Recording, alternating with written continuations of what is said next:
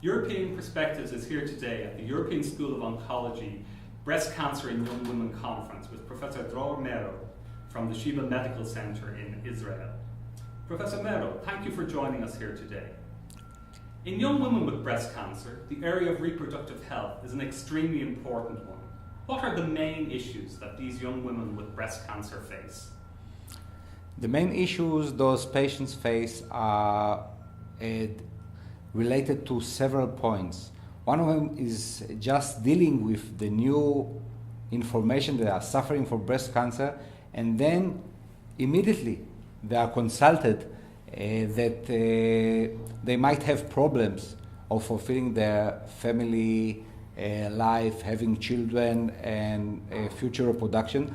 And this comes side by side with all the decisions of cancer treatment.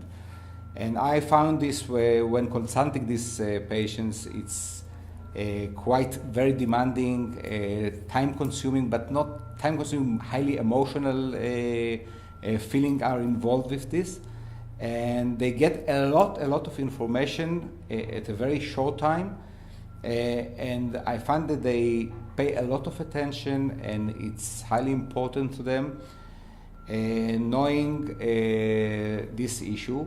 And this is one thing. The other thing is just to know the risk. Then we just have to provide them the information, what are they facing? And we give them information about the risk of losing fertility, about what are the chances. For example, very young patients suffering from breast cancer most probably will be okay. Older patients, like the age of 38, even if they will not get chemotherapy, can be at risk only because they have to wait a few years until they are able to conceive. And if you consider 5 years of tamoxifen, for example, and then telling them, we are 38, let's wait 5 years. No, at the age of 43, it's almost impossible, very difficult to spontaneously conceive. And the third thing is we give them the most advanced fertility treatments available. And usually infertility patients knows quite a lot when she comes for assisted reproduction, for example. And those patients, from just being normal without any reason to deal with fertility, goes to the most extreme fertility treatments. So this is a lot of information, and as I said, highly emotional. Okay, and how do we assess the fertility risk in these young women?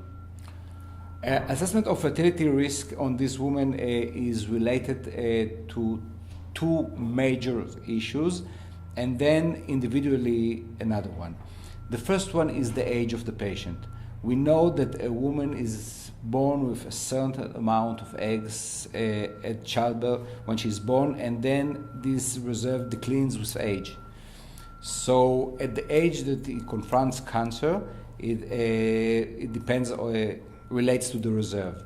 A young patient has a much higher reserve than an older patient. So this is the one issue that we deal with. And the other issue is what kind of treatment is she going to have.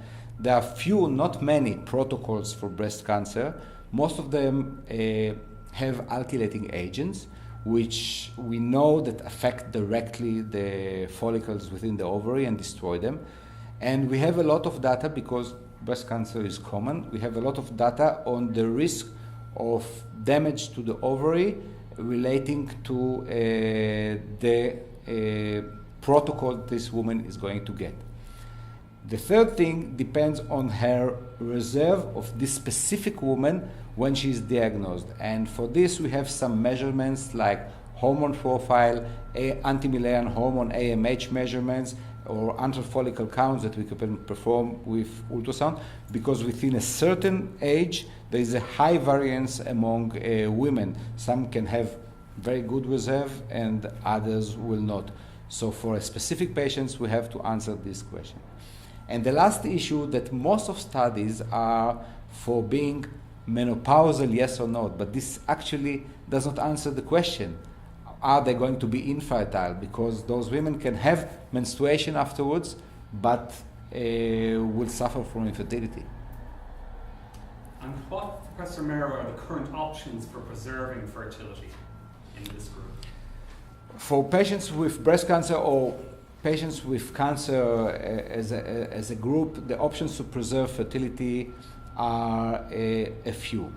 One of them, and the most common, is storing embryos if those patients are married.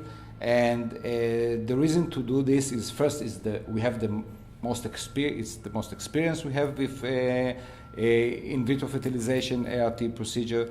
The second is that with breast cancer, we don't have to start chemotherapy immediately. We have some times, and sometimes we can perform one cycle or even maybe 2 cycles of storing embryos. So this also can give us an option. Recently, I think about 2 weeks ago at the American Fertility Society, it was a decision that also egg freezing is not experimental anymore, and we can perform egg freezing with the same options like storing embryos. However, with breast cancer, there is the issue of hormones, of how to protect the patients from ovarian stimulation if it's needed. Because there is a belief that high estrogen level or stimulating the ovaries for breast cancer can increase the risk of these patients. There are certain protocols. Tomorrow I shall present one in my session. There are other with using tamoxifen as protective agent. There are protocols with letrozole or as protective agents. All of these are acceptable. The other option today that gets more and more popularity is freezing ovarian tissue to preserve fertility. Actually, we were one of the first in this group, published in New England Journal of Medicine, our first baby born after a transplantation of ovarian tissue. However, for breast cancer, we didn't use it much because of the other benefits of ART, and this was more experimental. Nevertheless, last year, there is a lot of increasing information about ovarian tissue freezing transplantation, and the success rate is high. Also tomorrow I shall present Sheba results that show that after transplantation of ovarian tissue, we had 100% success of getting menstruation back. And we have more than 50% pregnancy rate, which is extremely high. I think even better than ART. So I think that things will be changing now, and more will go for ovarian tissue freezing before starting chemotherapy. Certainly those numbers are very impressive. Are there any risks associated with storing ovarian tissue? There are the risk, or there are questions. Well, first is more, this procedure is doing laparoscopy, which is more invasive than doing a collection through IVF. However, it's short term. You have the patient today, tomorrow you make the operation, tomorrow she can start therapy. You don't need those weeks. There is another question about the success rate, so we discuss it now. And the third thing is the issue of cancer cells within the tissue. We at Sheba have in our protocol a limitation for breast cancer patients. First, all tissue is examined for histologically. Second, we perform investigation for minimal residual disease, doing a special investigation, even using PCR, but for leukemias. And the third thing is that the BRCA patients, it's out of our protocol at this stage. We have a decision of our ethical committee in the hospital that we shall perform ovarian tissue freezing, not for patients with positive BRCA, but this can be maybe changed in the future, but this is our protocol now. In 2006, ASCO issued recommendations regarding fertility preservation in cancer patients. Do we have similar recommendations in Europe? There was a meeting, I think, in Barcelona. We have some strong groups in Europe. I have to say that Europe is much more advanced than the USA concerning all the issue of fertility preservation. Most of the success comes from the society, our society here in Europe, in USA, they do it significantly less.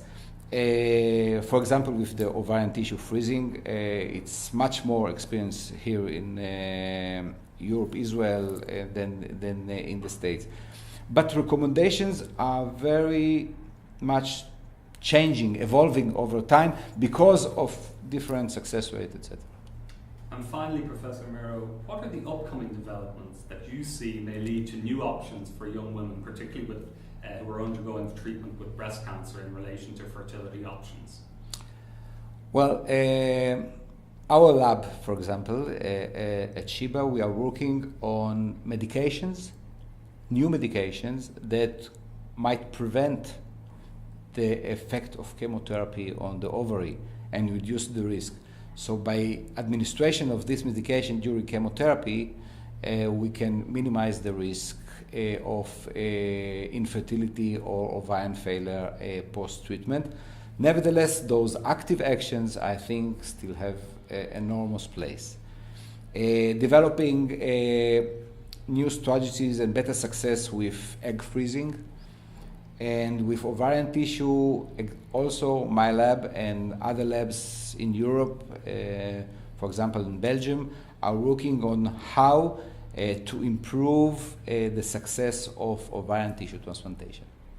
Professor Meirow, I'd like to thank you for contributing to this very important debate. Thank you very much.